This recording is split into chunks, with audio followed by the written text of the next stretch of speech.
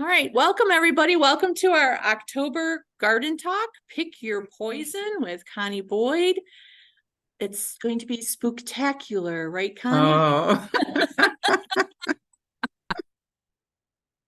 Oh. Okay, you ready? Ready. Okay, good afternoon. Hello, how are you? Familiar faces.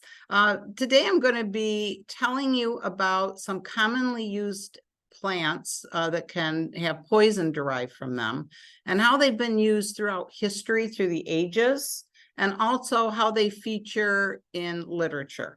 And also at the end, I'd like to share some currently existing poison gardens in the world that you can actually visit, and some very close to home, believe it or not my yard. So I have some of these. So I probably should start by saying, what is a poisonous plant? How do we define that? And these are some of the attributes that would make a plant poisonous. It's going to have a substance that's going to cause discomfort, and it's going to cause a physical or chemical reaction or some effect on the body. And these plants, again, depending on dosage and concentration, can be fatal. They affect humans, they affect animals, and the ways that they can impact you can be either by ingesting them, actually swallowing them or eating them, some by inhaling them, and some even just through skin contact. Long ago, people used to use things like this that I'll pass around. It's a poison ring.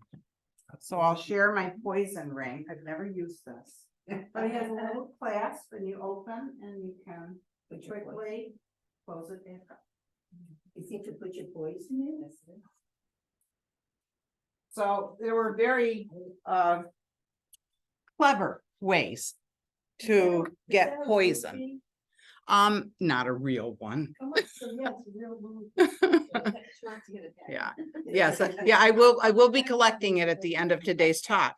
But again, these plants have characteristics, again, that can impact a person or an animal. There's about 700 toxic or poisonous plants in the United States, and that may sound like a lot, but actually there are over 20,000 naturalized and native seed plants in the US. So it's not really a large amount of plants. However, they're dangerous, and so it's good to be aware that they're out there, and some naturally occurring, some native.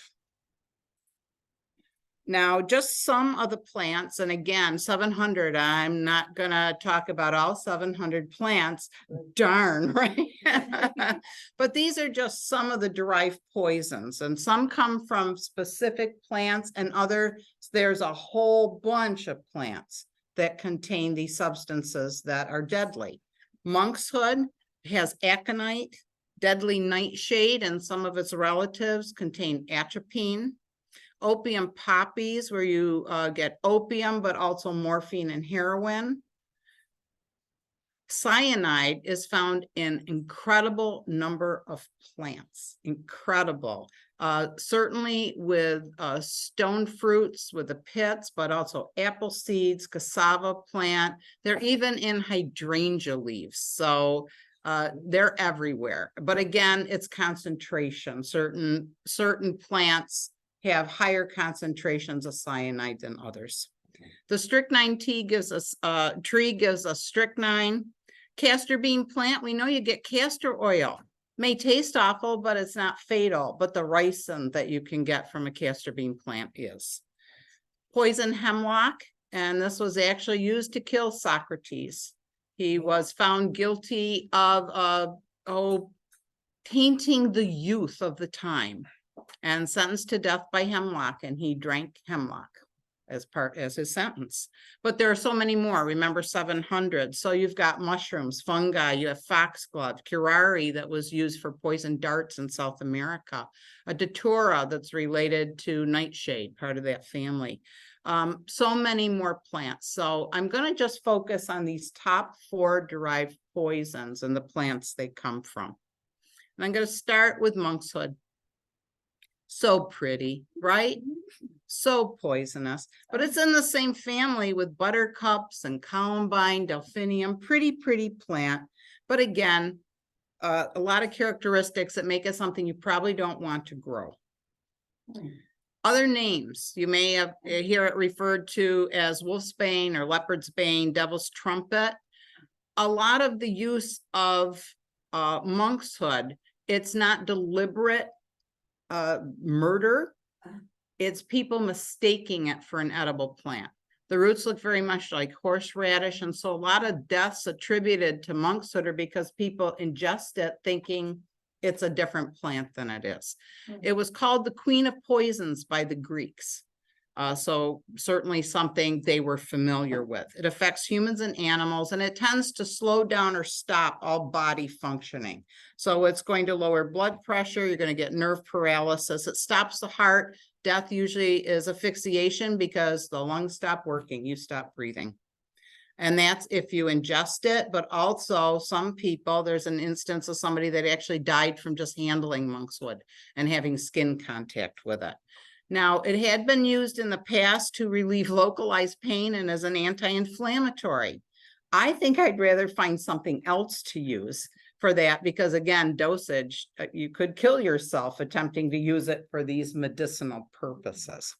Now, I mentioned the Queen of Poisons being aconite, but there's another Queen of Poisons out there. She's no longer with us, but I think she lives on through her literature, and that is Agatha Christie.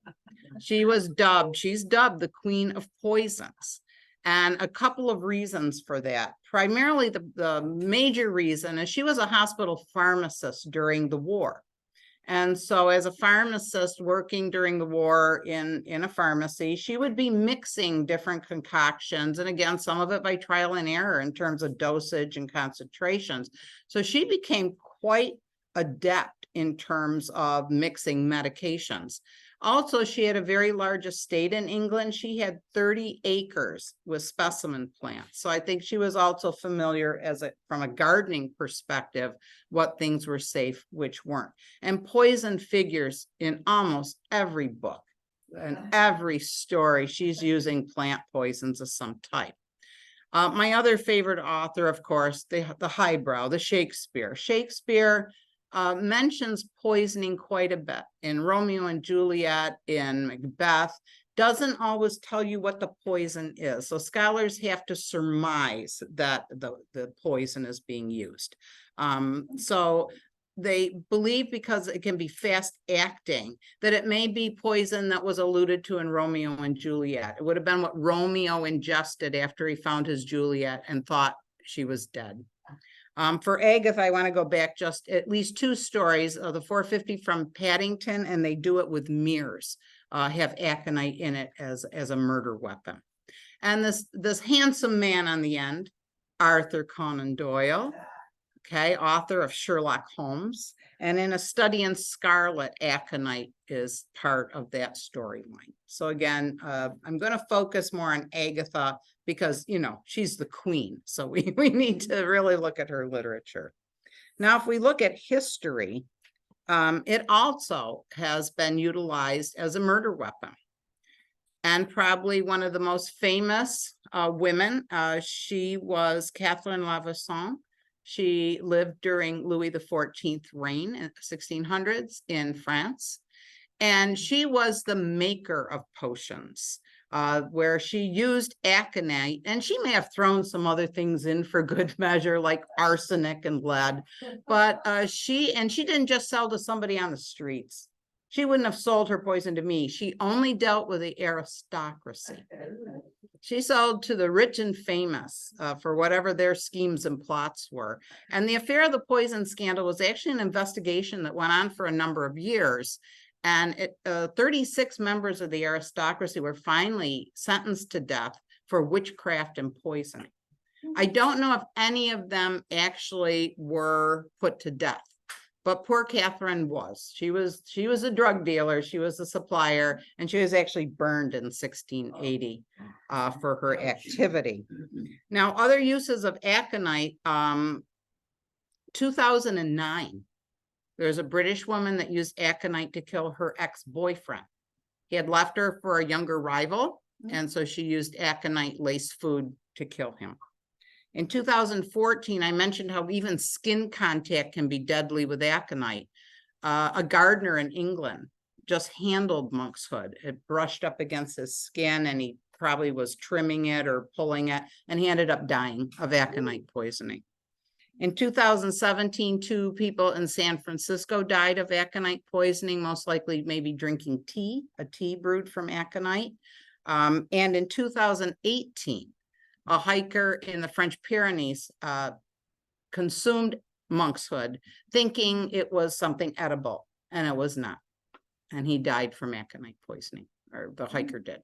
So again, many times it's something that's mistaken for an edible plant.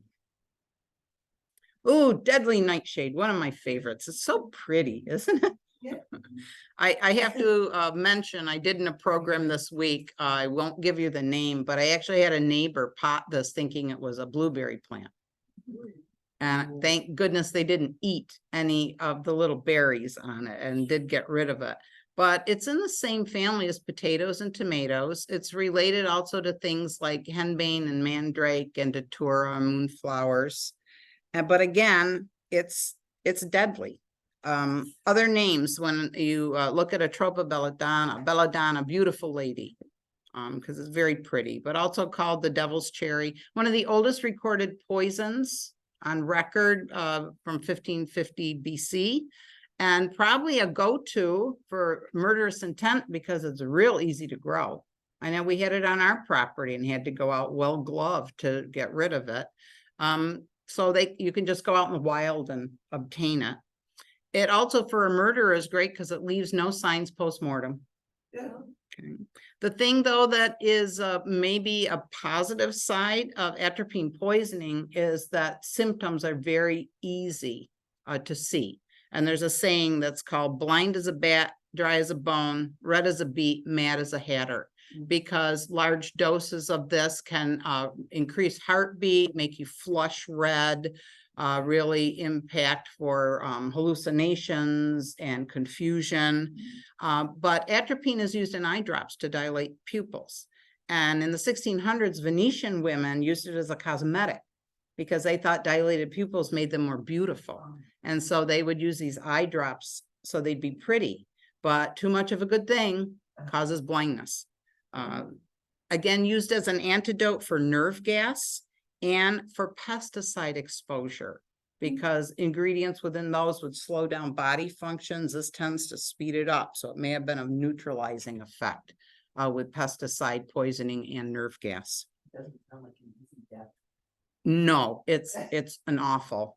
It's awful. So, you know, I don't know if there's an easy death with plant poisons, but some that would more likely put you into coma and slow you down. But this is that rapid convulsion kind of reaction.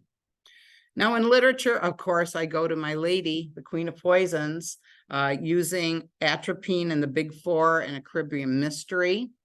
And why I have Romeo and Juliet here again is because we think Shakespeare may have been alluding to atropine usage in the potion that Juliet was given, because in small doses, it can be used as a relaxant or a tranquilizer. And so it's likely maybe Juliet took this, and again, it feigned death for her. Also, we see plants that are related, like mandrake, even mentioned in the Bible, but I don't know if it's mentioned as a poisoning tool in the Bible. In history, Juliana Tofana, in that same league as Catherine Lavesson. She was a Sicilian, lived in the 1600s, and she brewed something called aqua tofana. It was also called the inheritance powder. Because she'd mix it with arsenic and lead, and she'd sell it primarily to women who wanted to get rid of their husbands.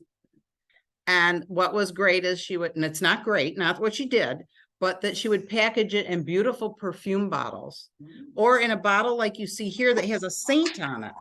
So she'd sell it as a tonic, haha.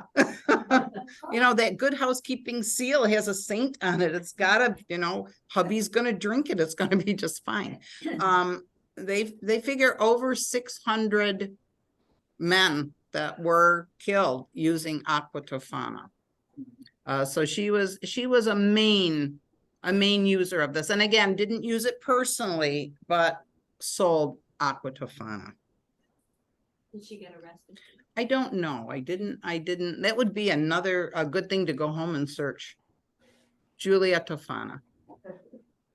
You can buy t-shirts though that have aqua tofana bottles on them. Yeah. If you're interested in that kind of thing. Believe it or not, Cleopatra used atropine, but not on herself. It said she was trying to find the most painless and quickest way to commit suicide if she ever had to. But she used her maidservants to try out various plant-derived poisons. And again, this is a horrid death. And obviously she didn't choose it. She chose a snake bite that was much quicker than using atropine. Now, the last case that I could find that was really in the news with atropine poisoning or an attempted murder was actually in 1994 in Scotland. A man attempted to kill his wife by putting atropine in her tonic water. But for good measure, to cover his tracks, to make it look like it was some mad poisoner, much as the Tylenol poisonings that happened in our country, he doctored a number of tonic water bottles and slipped them onto supermarket shelves. He must have forgotten that there are cameras in supermarkets down every aisle. So he was caught because of camera footage. And fortunately, his wife survived. She did not die of poisoning. So, you know, even in our current time, people are attempting to do naughty things with atropine. I want to move on to opium, not to take, but opium poppies, stems and leaves. You can derive opium, but also morphine and heroin. It's in the same family as bleeding hearts and a number of pretty things. But again, we know opiates are incredible painkillers.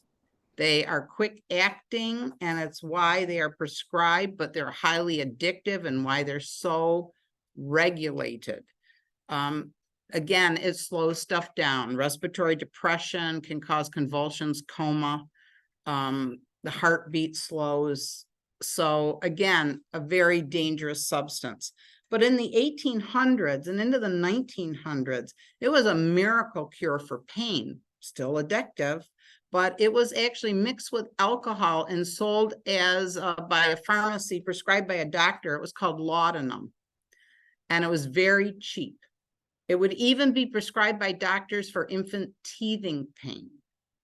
And it said that it had the addictive quality that opiates still have today. It said that Mary Todd Lincoln was addicted to laudanum, and possibly Queen Victoria. So again, very addictive substance, and just like today, very hard to stop using these kind of drugs. Now, of course, Christie loved it, you know. She did at least 13, if not more, stories that incorporated these derivatives, these poisons. In Sad Cypress, she used morphine and put it, I believe, in a sandwich, or possibly in tea. Everybody loves to doctor the tea in literature. Sherlock Holmes, in The Man with the Twisted Lip, is found in an opium den. Now, Holmes said he was just undercover watching someone, but you'll see throughout Sherlock Holmes, throughout Conan Doyle's writings about Sherlock, Dr. Watson expresses a great deal of concern about Holmes with not only opium use, but cocaine and his addictions to these drugs. In history, it seems to be a go-to for serial killers. Jolly Jane, called Jolly because she was just so effervescent and just so cheerful, and doctors loved her. She was a nurse in Massachusetts, but she also had a very deadly side because she wasn't doing mercy killings in the hospital. She told people later she just liked watching people die and wanted to be there to watch it. And she killed they targeted her, or basically arrested her and charged her with killing 31 people between 1880 and 1901. But it's more likely she killed at least 100 people. And she would tell people how delighted she was. And she didn't just like morphine. She'd throw some strychnine in and some atropine. And she didn't stick just with patients. She, if she didn't like her landlord, you know, somebody had not maybe talked to her so nice. I think there was somebody she wanted to become romantically involved with and they shunned her. Oh dear. So she ended up being sent to an asylum. And it's there where she died, but she tried to plot murders even within the asylum. So she was a scary lady, this Jolly Jane. A much more recent serial killer, this man was convicted in the year 2000. Harold Shipman was an English doctor, and he actually was found guilty of killing 15 people. But during a 23-year period, they feel it more likely close to 250 people. He primarily preyed on elderly women who lived alone. And he was finally arrested because he attempted to forge a will from one of these women. So I think he was in it for the money, He was imprisoned and he did die in prison. But I mean, this is not that many years ago. Let's go to cyanide. And again, cyanide can be found in so many things, but a lot of it is concentration, levels of cyanide, how you process certain fruits. Again, stone fruits, the pits have cyanide. It's basically peach and apricot that have the highest concentrations. Bitter almonds have it. Cassava is the plant that has the highest concentration for something that people readily eat. That's an edible, but I believe you can't eat it raw. Usually it's processed into flour, I believe. But laurel leaves, hydrangea, apple seeds, all those things have cyanide. And certainly some of the early research on cyanide is because of livestock investing plants that have cyanide concentrations. So that's where a lot of the research comes from. Now, cyanide has been used, in reality, used by spies or people working behind enemy lines, cyanide capsules that they can bite so they can't give information, so they can kill themselves. Even Alan Turing used cyanide to commit suicide. Very quick in high concentrations, very not pleasant, but very quick.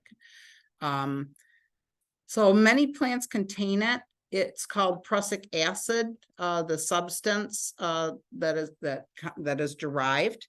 And prussic acid, just like opium, sold in the drugstore in the 1800s, 1900s. You could go buy as much prussic acid as you wanted, as long as you signed the poison register. There's even an instance in Batavia of a man in 1897 who killed his wife using prussic acid, and he bought it at the pharmacy saying he was going to kill a dog. Well, it wasn't a dog, it was his wife. And on autopsy, they found enough prussic acid to kill 7 men in internal organs. So even in little Batavia, prussic acid was used as a murder weapon. Yeah, well, they didn't at first. It's a long story. I'll tell you another time. But again, used in insecticides, combined with acids in photography processes, probably with development of film. It was put in skin lotions. Yay. I mean, and again, is it concentration? Is it levels? Is it dosage? But yes, as Caroline said, very rapidly acting in these concentrations.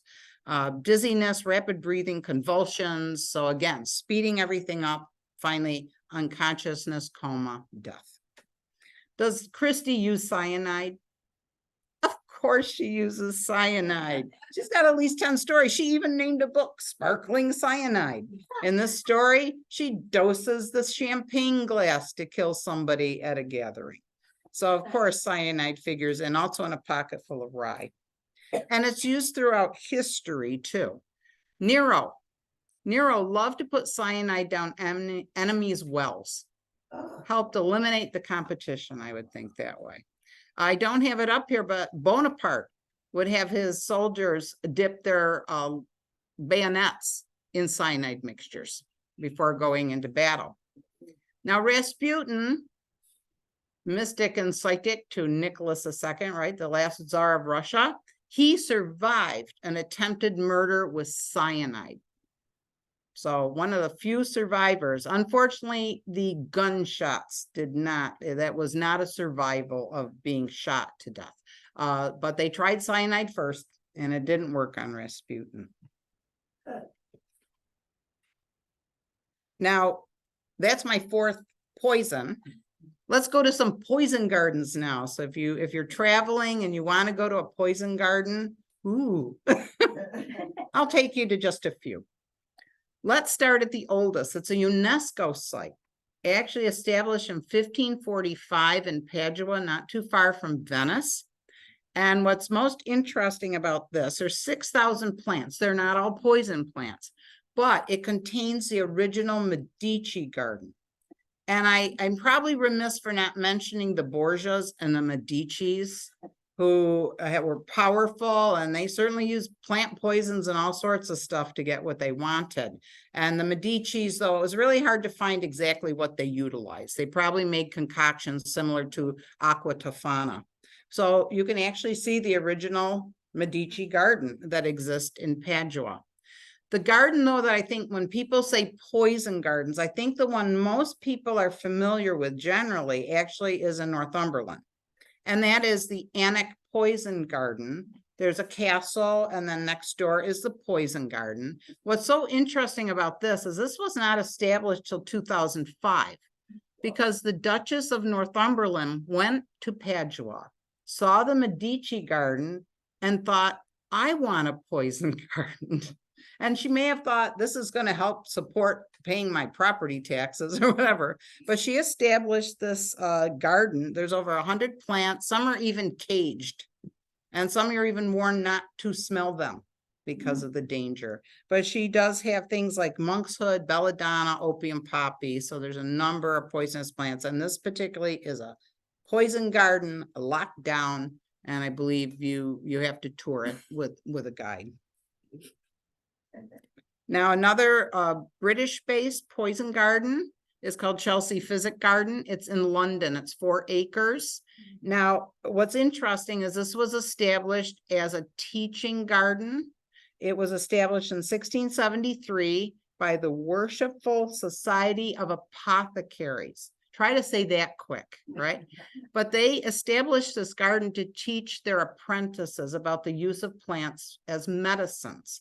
So it's got every plant in it. It was considered useful by the apothecary. So medicinal, herbal, and again, you can tour it. And again, not all the plants are toxic, but many of them are. Now, a fairly recent garden is one that you can find at Blarney Castle. I've been to Blarney a few times. The poison garden wasn't there when I went. I skipped the castle. I don't care. Personally, I don't care about developing more gift of gab by kissing the stone, but the gardens are beautiful. There's 60 acres of gardens. Poison garden is just one part and fairly recent, established solely as an educational tool. But they have fern gardens, they have druid stones, they even have a stone sacrificial altar. They have fairy circles. It's just a lovely, lush garden over all these acres that you can meander. But again, this one has some of those that we've talked about: poppies, deadly nightshade, castor bean plant. They have poison hemlock, they have hellebore, they have a variety of toxic plants there. Let's say you don't want to fly across the pond, you want to stay closer to home. You can go to Montreal. And this garden, the Montreal Botanical Garden, is 185 acres, over 20,000 plants. Again, just some of them poison. They have a poison garden within the botanical garden. It was established in 1936. And they have plants you may come in contact with, not that you're growing because you want them, but you want to get rid of them. They even have poison ivy and poison sumac in this garden. Let's say you don't want to go to Canada. Let's get closer to home now. We're going to go to Philadelphia. And this garden is a medicinal garden. And it's near the Mutter Museum. It's next door to the Mutter Museum. Now, the Mutter Museum I've gotten to go to. It is actually a museum of medical history established by the College of Physicians. And it's if you like creepy things, you'll love this museum. Not just old medical instruments, but bottled tumors and body parts and skeletons and skulls. They even have the air conditioning running really high in one room because people tend to faint. So it's a unique museum. And of course, I've been there at least twice. But I missed the garden. And the garden actually, again, it's considered a medicinal plant garden. Of course, some of it would be poison. And it's named after Benjamin Rush, who was one of the founders of the College of Physicians in Philadelphia. And for my final garden, maybe you don't want to drive to Philadelphia. How about visit Cornell University? Does Jan know about this one? Oh, Cornell University, the Weed Science Teaching Garden. Now, actually, originally there was a separate poison garden. Originally called the W.C. Muncher Poison Plant Garden. It was named after a botany professor. And in the 1950s, he specifically taught about poisonous plants, and his audience were veterinary medicine students. And again, because cyanide and different chemicals that are in certain plants that are toxic could really impact livestock. So that was a course that was taught. And at some point, they wedded the weed science garden and the poison garden into one. But we certainly know there are weeds that are toxic and minimally irritating to skin and difficult to come in contact with. But within this garden, they have 100 plants that would be considered toxic, and things such as castor bean plant, monkshood, larkspur, foxglove, datura. So again, some of the things that I've talked about are contained in this garden. So I encourage you to visit poison gardens. I encourage you to visit any gardens, and I want to make sure you always look for these. Heed them. They're cute, but they mean don't touch, don't smell, don't take home, don't pot up and think they're blueberries. You know. So again, thank you. I do want to point out with a bibliography, there's some great books out there. Although be careful having them on your shelf. Let's hope nothing happens to any of your family members, because they'll go right to your hardcover collection and look at your search history on the computer.